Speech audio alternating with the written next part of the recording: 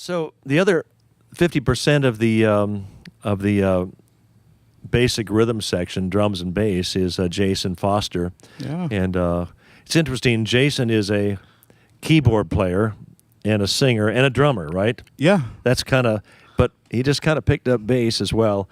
Yeah. You've got 3 basses over there. Just talk about your concept as a bass player. I know a lot of it is what Tim talked about as well, playing to the song, playing to the artist and stuff like that. But just talk about what you think about as a bass player and what your role is in the band. The first thing I think about is what are the notes? What are the right notes? What are the bass harmonies? So I learned the chords from Don. And then the next thing I think about are what are the rhythms that the drummer is playing, in particular, the kick. So I'm constantly thinking about the kick pattern. And I'll literally, turn to Tim and say, hey, what are you playing? What are you playing for the verse? What are you playing for the chorus? What are you playing for the bridge? And I literally just, choose to lock with it. Maybe you can do a song. Mm-hmm. Let me see. Let's do a little bit of Uncharted Territory. Yeah. Is that good for this? Yeah. I'll. Or do you want to? It gets a little fancy, but there's the thing to focus on is what's the theme rhythmically. So so let's do that. I'm gonna follow the kick pattern on this one. Okay.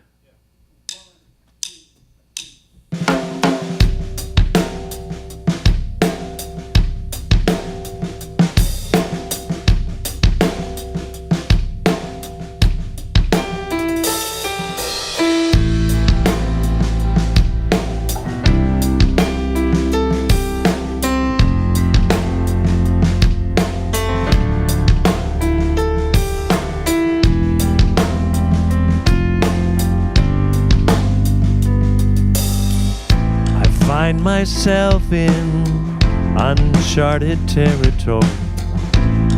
Never felt so lost, never felt so lonely.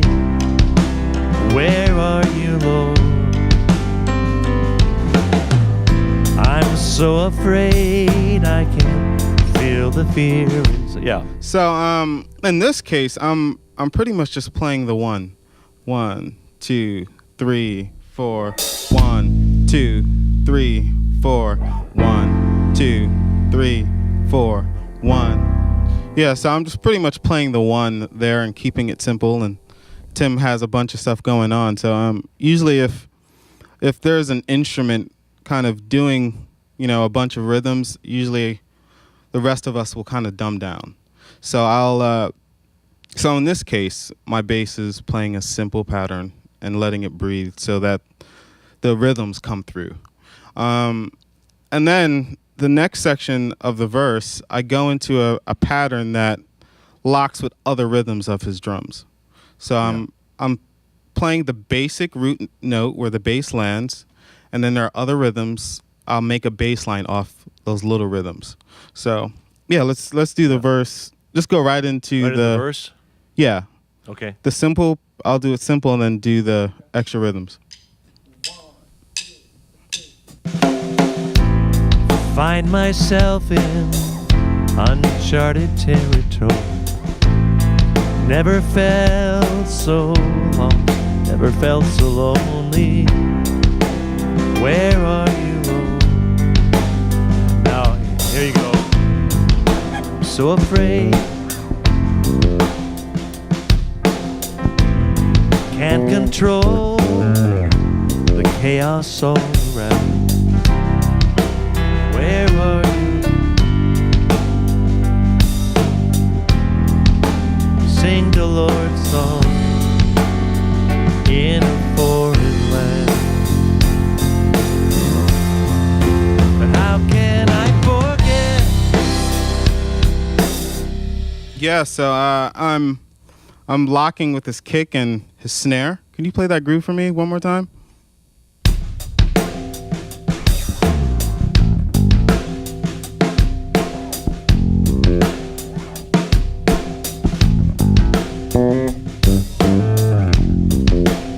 Yeah, so Yeah, so I'm writing rhythms and writing, and a good way to compose bass lines, a good start, a good training wheel is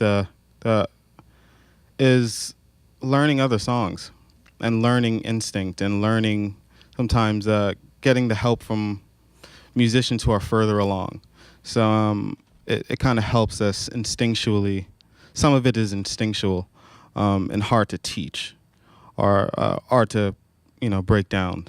So now because you're a drummer, as well, drummer and a keyboard player. So you're thinking like a drummer as well. So I think it helps Jason lock in with a drummer because he was a drummer, so he knows what kind of bass drum pattern you've been playing. Right. So I think it helps you overall just locking in. Right.